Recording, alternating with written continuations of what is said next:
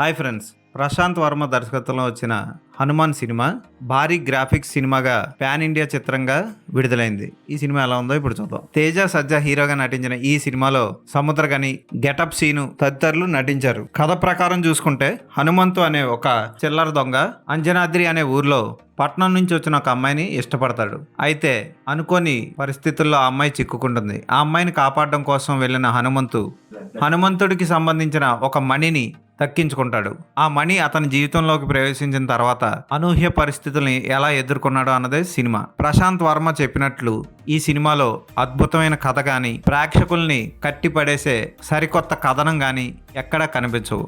సినిమాలో బీభత్సమైన గ్రాఫిక్స్ ఉంటాయనుకొని వెళ్ళిన వాళ్ళకి కూడా అవేమీ అంతగా కనపడవు. ఆహ్లాదకరంగా సాగే ఫోటోగ్రఫీ ఒక్కటే ఈ సినిమాకి ప్లస్ పాయింట్. ఇక ప్రధాన పాత్రలు పోషించిన వరలక్ష్మి, శరత్ కుమార్, తేజ సజ్జా పాత్రలకు న్యాయం చేశారు. తేజ సజ్జా చక్కగా నటించాడు. ఎక్కడా ఓవర్ యాక్షన్ చేయలేదు. పిల్ల చేష్టలు చేస్తాడేమో అని అనుకుంటారు కానీ థియేటర్లో మిమ్మల్ని ఖచ్చితంగా ఆకట్టుకుంటాడు. హీరోయిన్ కూడా అంత గొప్పగా చేయడానికి ఒక్క సీన్ కూడా లేదు. విలన్స్ అందరూ వచ్చి కావాలని తన్నించుకోవడానికే వచ్చినట్లు వస్తూ ఉంటారు. ఇక తమిళ్ విలన్ వినయ్ చాలా రోజుల తర్వాత మళ్ళీ తెలుగులోకి వచ్చాడు.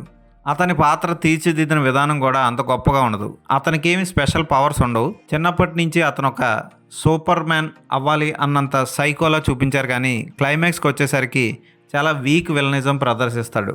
వెన్నెల కిషోర్ ఒకటి రెండు సీన్లో పర్వాలేదు అనిపిస్తాడు కానీ అతను గెటప్ కూడా సైంటిస్ట్లా అనిపించదు. ప్రశాంత్ వర్మ ఈ సినిమాని సీరియస్గా తీసుకోలేదు అనడానికి ఉదాహరణగా వెన్నెల కిషోర్ పాత్రని చెప్పుకోవచ్చు. అలాగే గెటప్ సీన్ కూడా ఉన్నంతలో అక్కడక్కడ అలరించాడు కానీ ప్రత్యేకంగా గొప్పగా చేశాడు అని చెప్పుకోవడానికి వీల్లేదు. సముద్రగని విభీషణుడి పాత్రను పోషించడం జోక్గా అనిపిస్తుంది.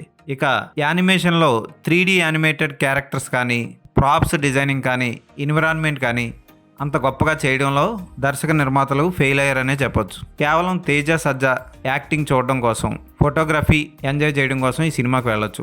ఈ సినిమాకి మరో ప్రధాన మైనస్ పాయింట్ బ్యాక్గ్రౌండ్ స్కోర్. పాటలు కూడా ఏమీ అర్థం కావు సినిమా చూసేటప్పుడు. బ్యాక్గ్రౌండ్ స్కోర్ ఎక్కడా కూడా మనకి థియేటర్ బయటకు వస్తే ఇక్కడ బాగా కొట్టాడరా అని చెప్పుకోవడానికి ఒక్క సీన్ కూడా ఉండదు. ఈ సంక్రాంతికి సరదాగా టైంపాస్కి ఒక్కసారి ఈ సినిమాని చూడొచ్చు.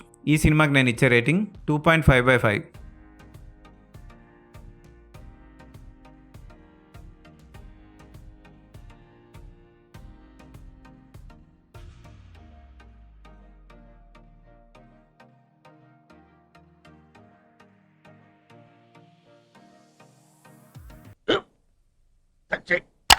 మన స్కూల్ బెంచ్ లాగా ఎంత గట్టిగా ఉందోరా. కొట్రా, కొట్టు, పర్లేదు, కొట్టు. అబ్బా చేయి నొప్పి పెట్టేసింది బాబాయ్. నీకు నొప్పి ఏంటి నువ్వు కొడతావా? కమా బిట్ మీ యార్. వద్దు బాబాయ్. వాణ్ణి నేను కొట్టడం లేదమ్మా, వాణ్ణే నన్ను కొట్టమంటున్నాను. నువ్వేం కంగారు పడక్కర్లేదు. అడుగుతావేంటి?